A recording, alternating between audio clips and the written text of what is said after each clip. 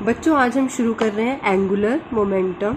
Angular momentum का मतलब होता है कोणीय संवेग। जब कोई ऑब्जेक्ट सर्कुलर मोशन में होता है तो उसके मोमेंटम को हम कहते हैं एंगुलर मोमेंटम।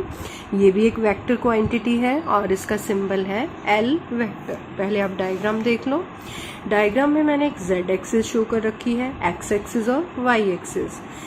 तो z एक्सिस क्या है, x और y प्लेन के परपेंडिकुलर है। हमारे पास एक पार्टिकल है p जिसका मास m है और जो v वेलोसिटी से एक सर्कुलर पाथ में मूव कर रहा है around the axis z।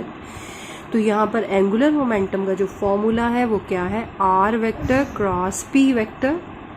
p is the linear momentum of the particle और r क्या है, the distance of the particle from the axis of rotation. And theta is the smaller angle between r vector and p vector। तो यहाँ पर l vector का formula हमें पता चल गया, r क्रॉस p वेक्टर। यहाँ पर r है पोजीशन वेक्टर। तो l वेक्टर की मैग्नीट्यूड क्या होगी, आप इसे खोल लो क्योंकि हम क्रॉस प्रोडक्ट पढ़ चुके हैं। R P sine theta. Theta कौन सा एंगल है, r वेक्टर और p वेक्टर के बीच का एंगल। अगर थीटा की वैल्यू 90 कर दी जाए, हमें पता है साइन 90 कितना होता है 1, तो l की वैल्यू क्या हो जाएगी r इंटू पी, p की वैल्यू m इंटू वी।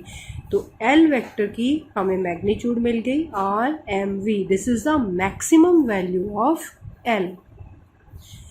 तो l वेक्टर हमेशा r वेक्टर और p वेक्टर के क्या होता है, परपेंडिकुलर होता है। क्रॉस प्रोडक्ट जब भी दो वेक्टर्स का निकाला जाता है तो तीसरा वेक्टर हमेशा पहले वाले दो वेक्टर्स के साथ 90 का एंगल बनाता है। अब हम स्टडी करते हैं कंपोनेंट्स ऑफ एंगुलर मोमेंटम। हमें पता है फॉर्मूला, एल वेक्टर्स के तीन कंपोनेंट लिख दिए, x component plus y component plus z component. R is the position vector, उसके भी तीन कंपोनेंट्स लिख दिए। पी हमारा लीनियर मोमेंटम है, इसके भी तीन कंपोनेंट लिख दिए। अब हम निकालते हैं इनका क्रॉस प्रोडक्ट। वैल्यू पुट कर दी मैट्रिक्स में, i j k x y z, p x p y p z. अब इसको सॉल्व कर लेते हैं हम। आई कैप बाहर रखा, इस कॉलम को छोड़ दिया, इस रो को छोड़ दिया, तो ये वाला पार्ट बचा, ये यहाँ पर रख दिया हमने, छोटी सी मैट्रिक्स। फिर माइनस जे, बीच वाला कॉलम छोड़ दिया, ऊपर वाली रो छोड़ दी, तो दो टर्म्स इधर से बची, दो टर्म्स इधर से बची, वो हमने यहाँ प्लेस कर दी। प्लस के कैप, कॉलम छोड़ दिया, ये ऊपर वाली रो छोड़ दी, ये चार टर्म्स बची वो हमने यहाँ प्लेस कर दी। अब इसको थोड़ा सा और सॉल्व कर लो। आई कैप, वाई की मल्टीप्लीकेशन पी जेड से, Y into P Z minus Z into P Y, minus of J cap, X into P Z minus Z into P X, plus K cap, X into P Y minus Y into P x. इस minus sign को हम अंदर ले जाएंगे, ये sign positive हो जाएगा और ये नेगेटिव। अब दोनों साइड हम क्या करते हैं, एक्स वाई जेड के कॉफिशिएंट्स को कंपेयर कर लेते हैं। तो आई के साथ जो भी कॉफिशिएंट होता है वो एक्स कंपोनेंट होता है, इसका मतलब एल का एक्स कंपोनेंट क्या होगा, y p Z minus z p y. L का वाई कंपोनेंट क्या होगा, z p x minus x p z. हम माइनस को अंदर ले गए तो हमने इसको पॉजिटिव मान लिया और इसको नेगेटिव। तो एल का जेड कंपोनेंट क्या होगा, x p Y minus y p x. इस तरह से हमें एल के तीन कंपोनेंट्स मिल गए। अब हम बात करते हैं कि एंगुलर मोमेंटम की यूनिट्स क्या है सीजीएस सिस्टम में और एसआई सिस्टम में। सीजीएस सिस्टम में इसकी यूनिट्स है ग्राम सेंटीमीटर पर सेकेंड और एसआई सिस्टम में किलोग्राम मीटर स्क्वायर पर सेकेंड। ये कहाँ से निकली, हमारे पास एल का एक फॉर्मूला आया था एम वी आर। हमें पता है एम की यूनिट किस में होती है, केजी में, आर की यूनिट मीटर में, वी की यूनिट मीटर पर सेकेंड। तो इस रेफरेंस में हम क्या निकाल सकते हैं, इसकी यूनिट्स निकाल सकते हैं। इसी फॉर्मूले को देख के हम डायमेंशंस भी लिख सकते हैं। किलोग्राम मीन्स मास है, मास को हम एम से रिप्रेजेंट करते हैं। मीटर स्क्वायर मतलब लेंथ का स्क्वायर है तो L square. Second minus one मतलब टेम्परेचर इनवर्स। तो इस तरह से हम एल का डायमेंशनल फॉर्मूला भी लिख सकते हैं। अब हम डिस्कस करते हैं relation between torque and angular momentum. हमें फॉर्मूला पता है एल का, L is equal to r cross p vector. अब हम दोनों साइड डिफ्रेंशिएशन कर देते हैं with respect to time t. तो इधर क्या आ गया, d L by d t is equal to d L by d t of r cross p. तो ये दोनों चीज़ें एक तरह से वेक्टर प्रोडक्ट में हैं। तो इसमें डिफ्रेंशिएशन का एक फॉर्मूला लगेगा कि पहले हम आर का डिफ्रेंशिएशन लेंगे cross product with P vector, मतलब पी का डिफ्रेंशिएशन नहीं हुआ, प्लस आर को हमने एज इट इज़ छोड़ दिया, फिर हम किसका cross product as it is रहा बीच में, फिर हम किसका डिफ्रेंशिएशन ले रहे हैं, पी का। तो ये हमने कर दिया डिफ्रेंशिएशन किसका, आर क्रॉस पी वेक्टर का।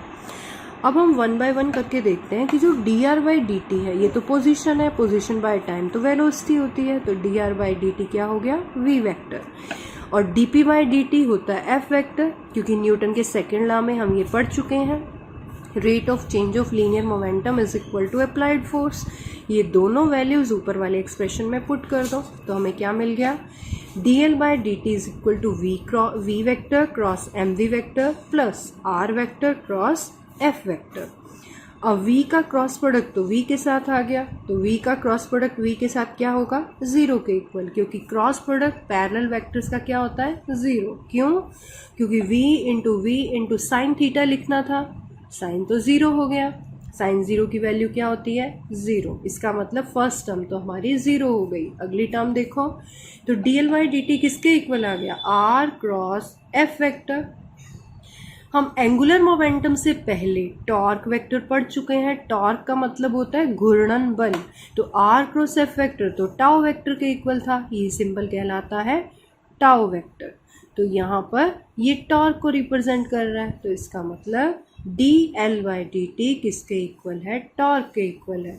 तो अगर हम एल का डिफ्रेंशिएशन ले लें विद रिस्पेक्ट टू टाइम तो वो किसको रिप्रेजेंट करता है, टॉर्क को, मतलब घूर्णन बल को। तो ये आपके पास टॉर्क में और एंगुलर मोमेंटम में एक रिलेशन आ गया, फॉर्मूला आ गया। अब हम बात करते हैं एंगुलर वेलोसिटी की। वैसे तो एंगुलर वेलोसिटी हम सेकेंड यूनिट में पढ़ चुके हैं, चलो थोड़ा सा रिपीट हो जाएगा क्योंकि ये टर्म्स हमें यहाँ भी यूज़ करनी है। The average angular velocity of a body is defined as the ratio of angular displacement of the body to the time interval during which this displacement occurs। कहने का मतलब टोटल एंगुलर डिस्प्लेसमेंट को अगर हम total time से divide कर देते हैं तो हमें क्या मिल जाता है, एवरेज एंगुलर वेलोसिटी। ये तभी समझ आएगा जब हम डायग्राम को देखेंगे। ये मैंने एक्स एक्सिस शो कर दी, ये मैंने वाई एक्सिस शो कर दी। कोई पार्टिकल है वो मूव कर रहा है सर्कुलर मोशन में, पॉइंट ए के ऊपर वो कितना एंगल कवर कर चुका है, थीटा 1 एंगल, और टाइम उस समय कितना हुआ है, t1। t2 समय के ऊपर वो टोटल कितना एंगल कवर कर चुका है, थीटा 2, और उसकी पोजीशन क्या हो चुकी है, b। तो अब अगर मैं देखना चाहूँ कि t1 से t2 टाइम तक कितना एंगल कवर किया, तो थीटा 2 में से मैं क्या माइनस कर दूंगी, थीटा 1। तो ओमेगा के फॉर्मूले में मैंने क्या लिखा, थीटा 2 माइनस थीटा 1, कितने समय में, t2 माइनस t1। तो एंगल का डिफरेंस डेल्टा थीटा लिख सकते हैं, टाइम का डिफरेंस डेल्टा t लिख सकते हैं। तो ये किसका फॉर्मूला आ गया, angular velocity, average angular velocity. अगर हम यहाँ पे लिमिट लगा दें कि delta t goes to zero, तो ये डेल्टा किस में कन्वर्ट हो जाएगा, डी में, D theta by d T. इसको हम क्या कहते हैं, इंस्टेंटेनियस एंगुलर वेलोसिटी। एक प्रकार से ये डिफरेंशिएशन का भी सिंबल है कि एंगल का डिफरेंशिएशन विद रिस्पेक्ट टू क्या लिया जा रहा है, टाइम।